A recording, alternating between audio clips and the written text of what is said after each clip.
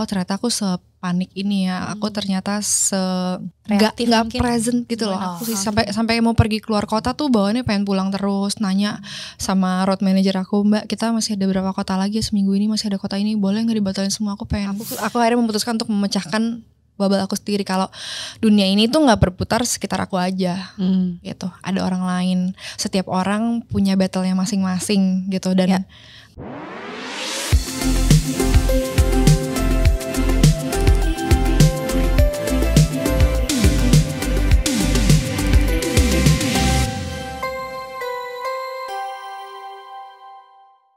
Nah aku mau nanya nih, Monita kan dari tadi kayaknya lebih apa ya, aura positif ya Mon ya? tidak Cia. Maksudnya kayak kau harus tahu.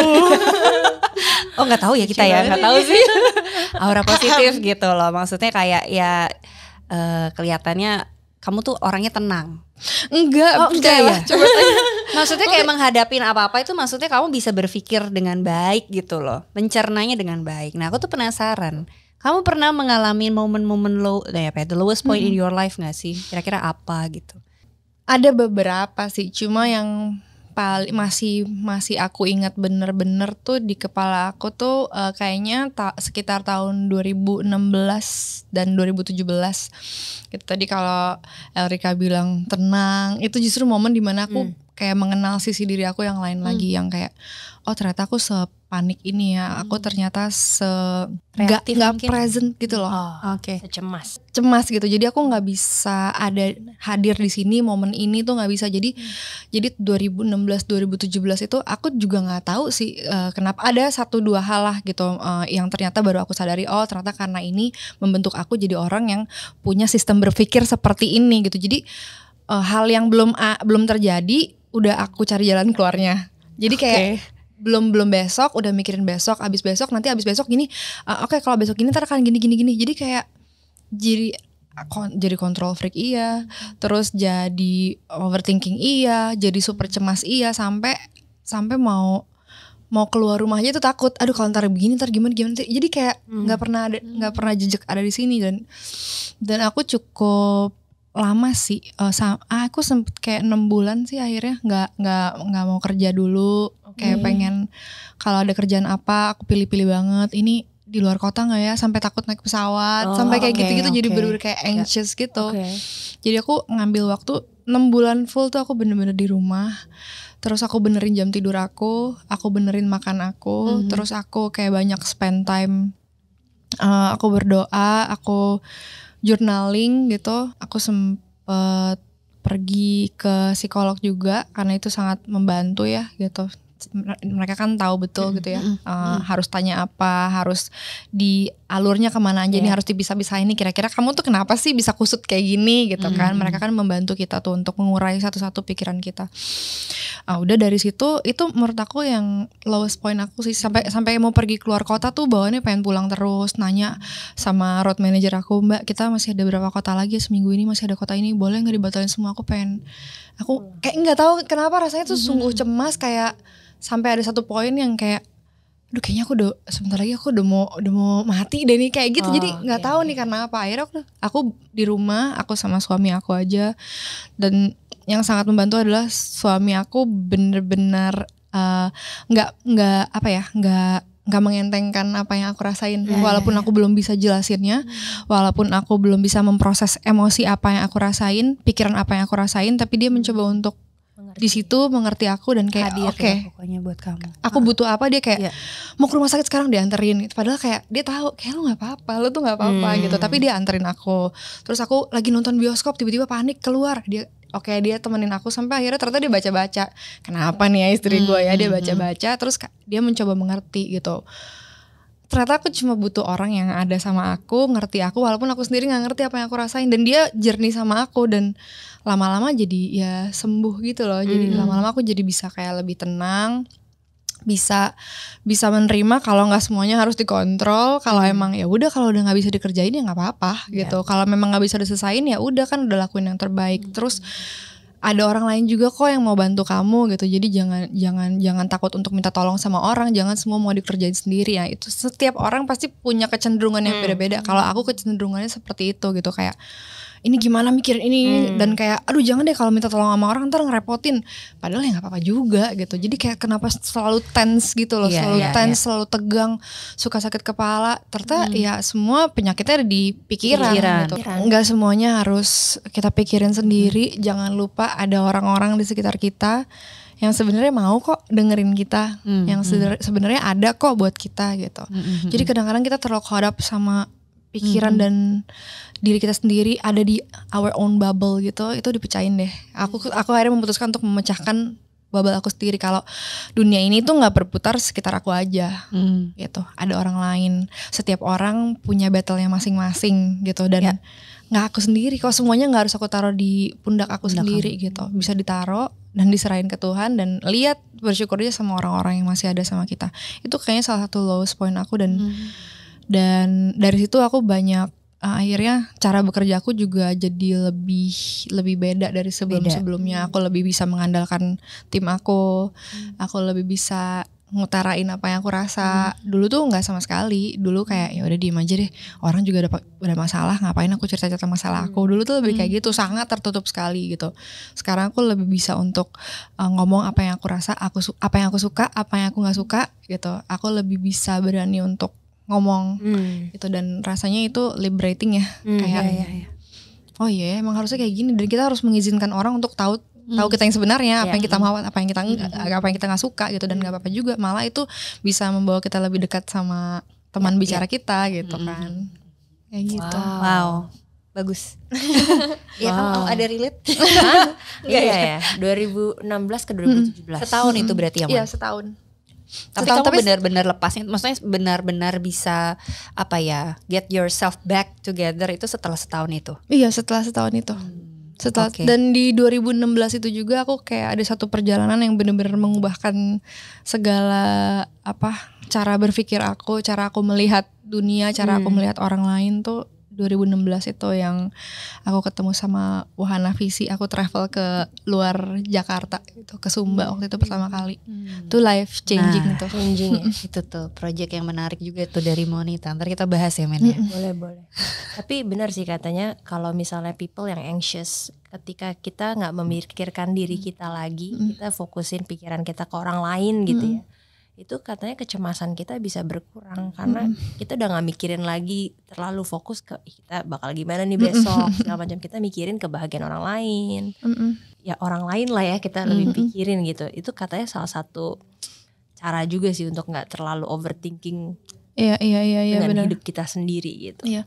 Aku kadang-kadang suka kayak misalnya orang-orang suka bilang love yourself. Iya love yourself. Tapi gimana aku bisa love myself kalau aku nggak kenal siapa yang aku cintain gitu. Betul. Ya kan ketika kita menerima, oke, ada dalam state menerima nih, aku ada di momen ini, ada di fase ini yang sedang aku alami, orang-orang ini yang aku punya, dan aku bisa fokus kayak mensyukuri gitu orang-orang yang aku punya. Bener sih lama-lama kayak oh iya nggak semuanya harus aku taruh di pundak aku, dan akhirnya tuh udah otomatis aja soal love yourself atau love others itu udah otomatis aja gitu. Kita punya hati buat orang, otomatis kita punya hati juga buat diri kita. Buat orang lagi aja kita punya hatinya, apalagi buat kita gitu.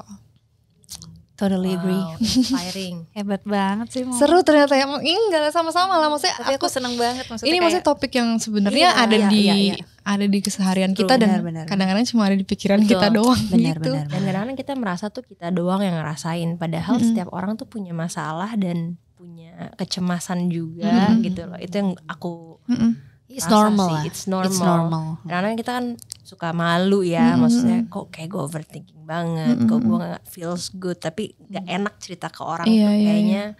Apalagi when you are a mom, a leader, segala macam, apalagi public figure, kayaknya pengennya kan semua terlihat oke gitu. Padahal kan orang bilang it's okay not to be okay. Iya memang, tapi gak gampang untuk bisa mengakui kita tuh juga ada lemah loh. Kita tuh juga gak selalu baik-baik aja. Tapi dengar cerita Monita kayak wow, aku juga pernah rasa hal yang sama gitu. Dan itu sih yang penting tadi adalah support system ya. Betul. Kalau Momon kan lebih ke suami gitu ya. Dan suami, teman-teman, sahabat. Dan sebenarnya support system yang paling not trying to normalize masalah teman-teman semua, masalahnya ladies semua ya. Tapi maksudnya memang yang paling bisa membawa kita untuk keluar dari loop itu tuh sebenarnya kita sendiri. Ketika kita mau, ketika kita menyadari aku ada di sini udah terlalu lama nih, aku nggak boleh ada di sini lagi.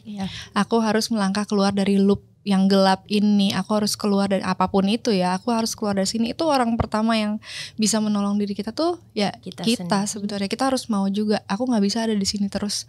Oke, aku bisa minta tolong sama siapa? Aku bisa berdoa, minta tolong sama Tuhan. Tuhan sediain siapa? Tuhan sediain orang-orang yang ada di samping aku, suami, keluarga, teman, sahabat, itu ada semua sebenarnya, dan mereka sebenarnya bersedia kok untuk dengar kita gitu. Yes. So much. Semangat. Ceritanya inspiring. Iya. Dalam kan jadinya tadi si Monita tanya kita podcast ngapain? Oh, ini kita ngobrolin Korea aja hidup. Nanya kita podcast ngomongin apa? Hidup. Oke, kita langsung happy lagi. Oke, happy. Hyunbin. Happy banget nih. Tadi Aku happy sih kalau bahas Korea ya. Mau nanya apa project ya? Paling itu sih yang menurut aku menarik ya. Momon kan aku lihat di Instagramnya lagi sibuk ngurusin satu project campaign, social campaign ya Mon ya, untuk ke arah literasi ya, literasi anak-anak, benar Iya ya? betul. Gimana, boleh di share sedikit? Oke, jadi aku sama Gaby lagi terlibat di campaign Baca Tanpa Batas untuk anak-anak di Papua. Campaign ini dibuat sama Wahana Visi Indonesia. Mereka memang memperjuangkan hak-haknya anak-anak Indonesia lah, pendidikan, kesehatan, terus kayak perlindungan anak. Itu juga banyak banget program-programnya mereka. Nah, aku sama Gaby ini kemarin baru balik dari Biak, Papua. Wahana Visi ini lagi punya campaign untuk membangun kampung literasi. Kampung literasi ini isinya ada rumah-rumah baca. Terus kita mau equip pengajar-pengajar di sana juga dengan bahan bacaan yang berkualitas gitu. Jadi kita pengen support anak-anak. Kenapa spesial di Papua? Karena dari 34 provinsi, Papua ini yang tingkat literasinya paling rendah gitu. Tapi berita yang tidak terlalu baik juga, sebenarnya Indonesia ini nggak ada satu daerah pun, satu provinsi pun yang tingkat literasinya tinggi. Indonesia ini tuh tingkat literasinya menurut ini ya, survei Alibaca tahun 2019, kita tuh sebenarnya literasinya tuh hanya di sedang aja. Jadi memang nggak ada yang tingkat literasinya tinggi sedang, gitu. Cuma di sedang. Cuma di sedang, rendah dan sangat rendah. Nggak ada yang tinggi, nggak ada satu provinsi pun yang sangat tinggi. Nggak tahu survei terbarunya sebelum ada ya, survei terakhirnya tahun 2019 itu seperti itu. Terus kalau untuk menurut survei PISA, Indonesia itu urutan ke-60 dari 61 negara untuk. Jadi mungkin teman-teman bisa makin semangat ya membaca gitu. Nah, oke, balik lagi ke campaign literasi ini, kenapa Papua yang maksudnya kita sama-sama ke sana, karena memang ada fenomena di mana anak-anak SD tuh jadi banyak yang putus sekolah dan ketinggalan sekolah gitu. Tapi usianya tuh udah 14 tahun. Yang harusnya mereka udah bisa baca, berhitung, udah bisa nulis namanya sendiri, tapi belum bisa gitu. Jadi memang sangat perlu perhatian, karena ini menyangkut masa depan mereka. Betul. Kalau misalnya kita bisa nulis nama kita sendiri, kita udah kenal identitas kita berarti. Bayangin kalau aku nggak tahu, coba Rika atau Mandy, kalau kalian misalnya belum bisa baca, kira-kira gimana ya gitu. Bagaimana kalian memahami sesuatu kehidupan, dunia, memahami siapa kita, identitas kita gitu. Jadi penting banget untuk mereka bisa dapat perhatian itu gitu. Jadi aku harap sih teman-teman yang nonton podcast bisa ikut bantuin ini juga, karena ini tentang masa depannya anak-anak Indonesia ya, masa depan kita juga, masa depan Indonesia sih. Masa depan Indonesia, jadi penting banget anak-anak ini ya kan, dari Papua, dan hopefully seluruh Indonesia juga bisa makin semangat untuk baca ya, dan bisa ikutan campaign Baca Tanpa Batas ini, supaya anak-anak Papua udah nggak punya batasan lagi. Kalau sekarang kan mereka terbatas nih, dalam waktu berapa menit cuma bisa baca berapa kata gitu. Jadi mungkin lewat campaign ini bisa makin banyak orang yang aware, yang menyadari bahwa mungkin kita kalau di Jakarta kan nggak ada isu itu ya. Iya. Tapi begitu kita ngelihat keluar, ternyata ada loh gitu. Jadi sebenarnya nggak ada satu hal yang terlalu kecil untuk kita bisa berperan sih di lewat campaign ini atau lewat apapun sebenarnya. Banyak kok yang datang ke sana untuk volunteer ngajar. Ada yang profesinya dokter, ada yang profesinya ilustrator, ada geolog waktu itu datang ke sana ngajarin tentang batu-batu sama anak-anak di sana, dan mereka semangat banget untuk menyambut orang-orang yang kayak ada kakak ini datang mau cerita apa, mau bagi apa ya, mereka tuh semangat banget. Gitu. Jadi sebenarnya nggak ada yang terlalu kecil, kita datang ke sana, hadir di sana, ngelihat mereka, memperhatikan mereka, membagi hidup kita sama mereka aja, mereka tuh udah kayak langsung kayak terinspirasi gitu. Jadi ya hopefully makin banyak yang aware dan makin banyak yang tergerak dan mau berperan. gitu. Apalagi sekarang udah di sosial media, kita bisa lewat mana aja, tapi memang harus research yang benar ya. Kira-kira programnya bener nggak, ini kemana. Teman-teman juga yang mau berperan harus benar-benar research sih, riset dulu ini dipakainya buat apa, sudah berapa lama ini berjalan. Iya, penting banget sih. Jadi harus kritis juga ketika kita mau berperan, harus kritis juga, ini kemana, ini ngapain gitu. Nah, jadi ingat ini. Apa tuh? Ayat Alkitab. Apa tuh? Kan? Apa tuh? Cerdik, tulus hati, berhikmat seperti merpati. Berhikmat. Nah, caranya tuh gimana, Mon? Kalau misalnya nih mungkin ladies yang lagi ngedengerin di rumah, tergerak pengen bantu or join mungkin ini project ini gimana, Mon? Project ini teman-teman bisa lihat aja, langsung mampir ke sosial medianya Wahana Visi Indonesia @wahanavisi _ID kalau nggak salah, Wahana Visi _ID, atau ke www.wahanavisi.org. Itu websitenya mereka.